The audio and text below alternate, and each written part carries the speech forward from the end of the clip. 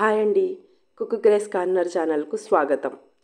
ఈరోజు వీడియోలో కుక్కర్లో ఈజీగా మటన్ బోన్స్ కర్రీని ఏ విధంగా ప్రిపేర్ చేయాలో మీతో షేర్ చేసుకోబోతున్నాను.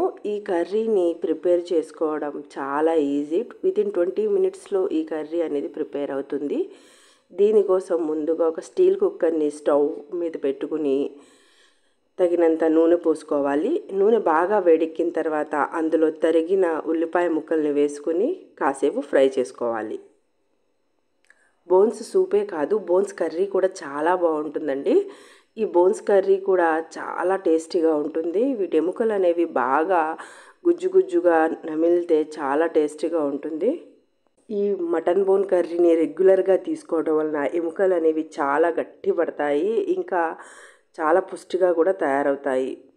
ఇలా ఫ్రై చేసుకున్న ఆనియన్లో 2 పచ్చిమిరపకాయ ముక్కల్ని ఇంకా కొద్దిగా కరివేపాకుని వేసుకోవాలి.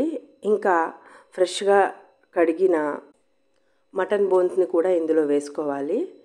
వీటితో పాటు సన్నగా తరిగిన ఒక టమాటో ముక్కల్ని ఇందులో వేసుకుని ఇంకా కొద్దిగా పసుపుగా యాడ్ చేసుకోండి.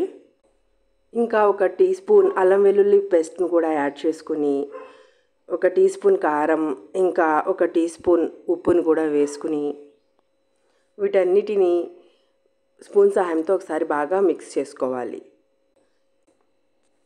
ఇలా కూరని కలుపుకునేటప్పుడు స్టవ్ ఫ్లేమ్ని స్లో మంట మీద ఉంచుకోవాలి, ఎక్కువ మంట మీద ఉంచకూడదు.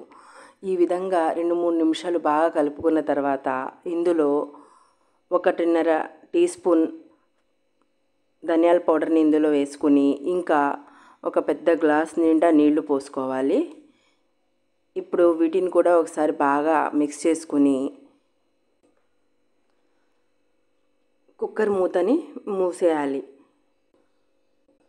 మంటని మీడియం ఫ్లేమ్లో ఉంచి 15 నిమిషాల పాటు కుక్ చేసుకోవాలి. మ్యాక్సిమం 15 నుంచి 20 విజిల్స్ వస్తే బోన్స్ అనేవి బాగా నుజ్జుగా అయిపోతాయి. ఈ విధంగా కుక్ అయ్యేంత వరకు వండుకోవాలి. ఇలా 15 విజిల్స్ వచ్చిన తర్వాత కుక్కర్ని చల్లారనిచ్చిన తర్వాత మాత్రమే ఓపెన్ చేయాలి. కుక్కర్ బాగా చల్లారిన తర్వాత ఓపెన్ చేస్తేనే కూర అనేది చాలా టేస్టీగా ఉంటుంది.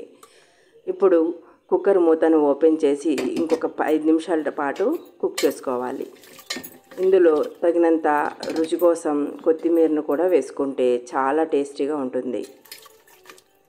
ఈ కూరని చపాతీతో కానీ లేదా నాన్తో కానీ లేదా అన్నంలో కానీ వేసుకుని తింటే చాలా టేస్టీగా ఉంటుంది. ఈ రెసిపీ వీడియో కానీ మీకు నచ్చినట్లయితే తప్పకుండా ఒక లైక్ చేసి షేర్ చేయండి.